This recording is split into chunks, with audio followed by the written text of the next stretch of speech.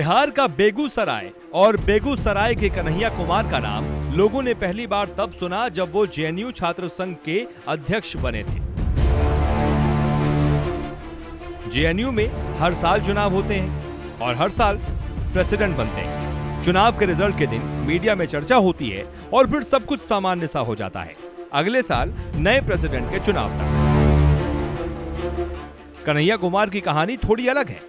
फिल्मी नहीं है, लेकिन अक्सर ऐसी कहानियां फिल्मों में ही कही जाती हैं। इस बार हम आपको कन्हैया कुमार की अनसुनी कहानियां बताएंगे कि कैसे पूरब के लेनिनग्राद कहे जाने वाले बेगूसराय का एक लड़का कुछ वक्त के लिए भारतीय राजनीति में विपक्ष का प्रमुख चेहरा बन गया।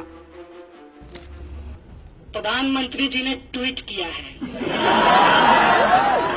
कहा है सत्यमेव जयते।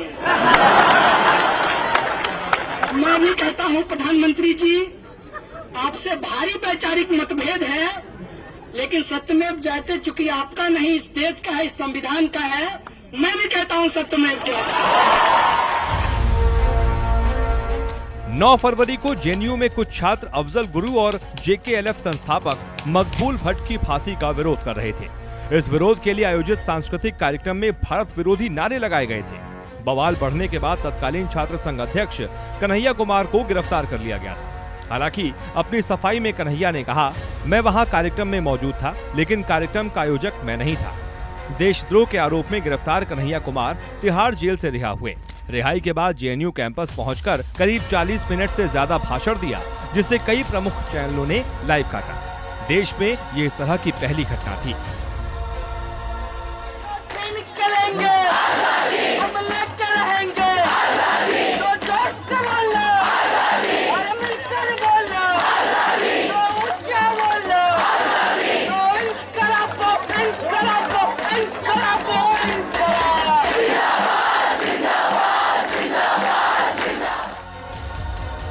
कन्हैया कुमार स्टार बन चुके थे। उद्योगपति, नेता, अभिनेता और एक्टिविस्ट कन्हैया कुमार के लिए ट्वीट करने लगे। अपनी हेडिंग के लिए मशहूर अंग्रेजी अखबार द टेलीग्राफ ने हेडिंग में लिखा, रेड स्टार ओवर इंडिया, जिसकी खूब चर्चा हुई। बीबीसी ने कन्हैया कुमार को अब तक का लोकप्रिय छात्र नेता का तमगा दे दिया था। कन्हैया कुमार अब सेलिब्रिटी बन चुके थे और उनका आजादी का नारा सरकार के खिलाफ विरोध करने का नया तरीका।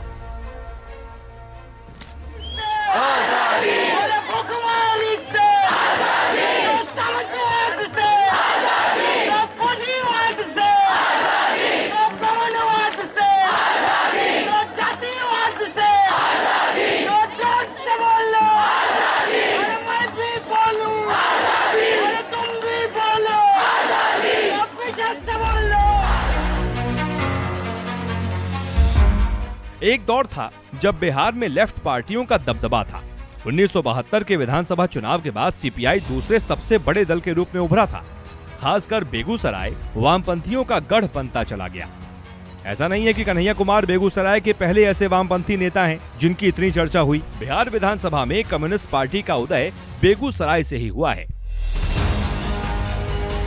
1956 के बेगूसराय विधानसभा सीट से उपचुनाव में कॉमरेड चंद्रशेखर सिंह ने जीत हासिल की थी। 1960 से 70 के दशक में चंद्रशेखर सिंह की लोकप्रियता ऐसी थी कि लोग उन्हें लाल सितारा कहकर बुलाने लगे।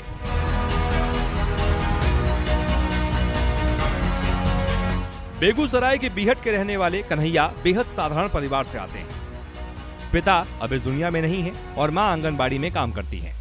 कन्हैया की गिरफ्तारी पर उनकी मां ने कहा था, जिस बच्चे को बचपन से पाले पोसे हैं, भला उसके बारे में दूसरा कैसे जान सकता है। मेरा बेटा निर्दोष है, गरीब का बेटा है, इसलिए उसे फंसाया जा रहा है। कन्हैया ऐसी गलती कर ही नहीं सकता। इस देश की सत्ता ने जब जब अत्याचार किया है, जेएनयू से बुलंद आवाज आई है और हम उसी को दोहरा रहे हैं।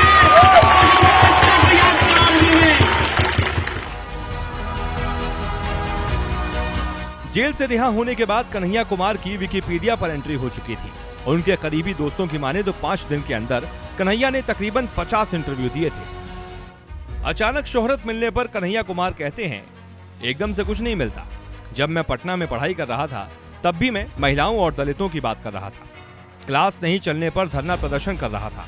जेएनयू आया, यहाँ 145 देश के छात्र पढ़ रहे थे। मेरे लिए नया माहौल था। प्रेसिडेंशियल डिबेट में मेरी स्पीच को लेकर लोगों ने मुझे शाबाशी दी। डिबेट के बाद ही फेसबुक पर मेरे 4 से 5 हजार फॉलोअर बढ़ गए। एक दिन में कुछ नहीं बदलता। उसने पूछा कि लाल सलाम क्या है? हमने कहा लाल मतलब क्रांति, सलाम मतलब क्रांति को सलाम। तो कहा मतलब समझ में नहीं आया। बोले इनकलाब जिंदाबाद। बोला जानते हैं।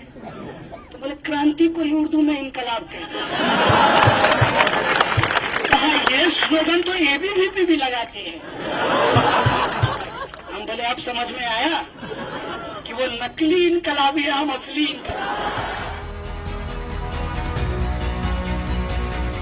सोशल मीडिया पर देश विरोधी नारे पर मचे बवाल के बीच कन्हैया कुमार लियोनार्डो डिकैप्रियो की फिल्म रेवरेंट देख रहे थे। एक इंटरव्यू में कहते हैं, मैं अपनी अंग्रेजी सुधारने के लिए अंग्रेजी फिल्में देखा करता था। एक दोस्त ने लियोनार्डो की फिल्म देखने को कहा। रेवरेंट मुझे बहुत अच्छी लगी। मेरे दोस्तों ने कहा कि उसे इसके लिए ऑस्कर मिलना चाहिए। इससे पहले मैंने उसकी कोई फिल्म नहीं देखी थी। जब मैं जेल में था तो मुझे पता चला कि लियोनार्डो डिकैप्रियो को ऑस्कर मिला है। मुझे ये सुनकर बड़ी खुशी हुई। और मैं जेल के अनुभव से कहना चाहता हूं कि मुझे जेल में 2 बाउल मिला। एक का कलर कटोरी, एक का कलर ब्लू था और दूसरे का कलर लाल था। जब तक जेल में चना रहेगा आना जाना लगा रहेगा।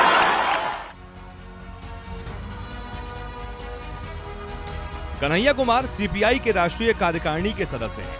कई चुनावों में पार्टी के स्टार प्रचारक भी रह चुके हैं।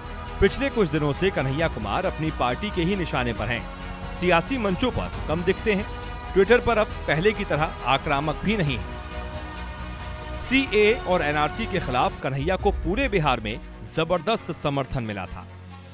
उनकी रैलियों में जबरदस्त भीड़ इकट्ठा होती थी। उसके बाद तो जैसे कन्हैया कुमार गायब ही हो गए। कन्हैया पर अपनी ही पार्टी के नेता के साथ मारपीट और बदसलूकी का आरोप लगा था, जिसके बाद उनकी पार्टी ने उनके खिलाफ निंदा प्रस्ताव पारित कर उनकी आलोचना की। पटना में नालंदा विश्वविद्यालय से एमए करने के बाद कन्हैया कुमार 2011 में अफ्रीकन स्टडीज में पीएचडी करने के लिए जेएनयू आ गए। बहुत कम लोग ये जानते हैं कि जेएनयू के एंट्रेंस एग्जाम में कन्हैया ने टॉप किया था। कन्हैया की शुरुआती पढ़ाई बरौनी के आरकेसी हाई स्कूल से हुई। ये पूरा क्षेत्र उद्योगों से भरा हुआ है और एक वक्त बिहार में वामपंथ का गढ़ माना जाता था। स्कूल के दिनों से ही कन्हैया ने थिएटर में काम करना शुरू कर दिया था। बाद में इंडियन पीपल्स थिएटर एसोसिएशन यानी इप्टा के सक्रिय सदस्य बन गए। Kanhaiya Kumar all India student federation के पहले ऐसे सदस्य हैं जिसे जेएनयू छात्र संघ का अध्यक्ष चुना गया हो। कन्हैया कुमार बिहार की राजनीति में एक नया नाम है। एक ऐसा नेता जिसने एक लोकसभा चुनाव लड़ा है जिसमें उसे बुरी हार का सामना करना पड़ा। एक ऐसा नेता जो हमेशा अपने बयानों के जरिए प्रधानमंत्री नरेंद्र मोदी से लेकर नीतीश कुमार के खिलाफ मोर्चा खोले रहता है। उस छात्र नेता का किया गया एक ट्वीट और फेसबुक पोस्ट मीडिया की खबर बन जाती है। तो माननीय प्रधानमंत्री जी कह रहे थे, स्टालिन और खुर्शेव की बात कर रहे थे। मेरी इच्छा हुई कि मैं टीवी में घुस जाऊं और उनका सूट पकड़कर कहूं, मोदी जी थोड़ी हिटलर की भी बात कर दी। बेचने वाला नहीं चाहिए, सबके लिए जो न्याय सुनिश्चित कर सके हम उसकी सरकार बनाएंगे। सबका साथ सबका विकास हम सचमुच स्थापित करेंगे। ये हमारी लोग अक्सर एक रात में हीरो बन जाने का उदाहरण देते हैं, लेकिन कन्हैया कुमार के मामले में ये एक नियति सी लगती है जिसे सालों पहले किसी ने लिख दिया हो। वामपंथी नेता एबी वर्धन की सालों पहले की एक तस्वीर है। तस्वीर में वो एक बच्चे को कुछ सौंप रहे हैं और बच्चा शर्माते हुए मुस्कुरा रहा है। यह तस्वीर कन्हैया कुमार की है। कन्हैया नियति को नहीं मानते, लेकिन वक्त को कैसे झुटला सकते हैं। इस बात से कैसे इनकार कर सकते हैं कि एबी वर्धन के साथ वो मुस्कुराता हुआ बच्चा अब बेगूसराय का नया लाल सितारा बन चुका है। इस देश के अंदर जो करोड़ों किसान आत्महत्या कर रहे हैं, जो रोटी उगाते हैं हमारे लिए और उन नौजवानों के लिए जो उस नौजवान के पिता भी हैं, उसके बारे में तुम क्या कहना चाहते हो? ये इस देश के शहीद हैं। हम पूछना चाहते हैं, इस देश के भी कुछ नीति निर्माता हैं, वो कहते हैं काला धन आएगा, हर हर मोदी, महंगाई कम होगी, बहुत हो गई, सही मत सही है, अब की बार ले आइए, सबका साथ सबका विकास।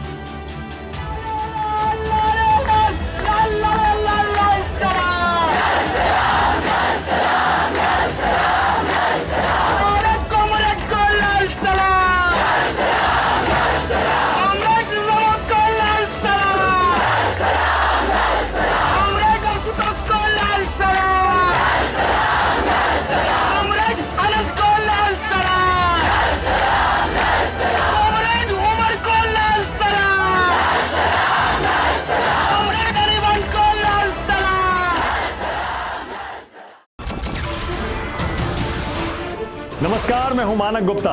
अगर आपको हमारा ये वीडियो पसंद आया हो तो इसे लाइक और शेयर जरूर करें, और हां, हमें सब्सक्राइब और फॉलो करना ना भूलें ताकि आप देश और दुनिया की कोई खबर मिस ना करें। तो जुड़े रहिए हमारे साथ और देखते रहिए न्यूज़ 24।